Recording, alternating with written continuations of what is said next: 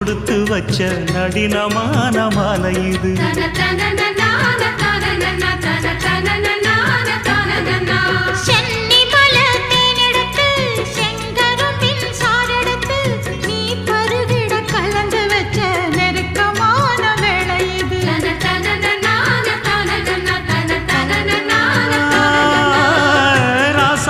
உடம்பிருக்கும் ரவிக்க துணி நானாக அன்னாடம் சூடி கொள்ள ஆசை வச்சாகாதா.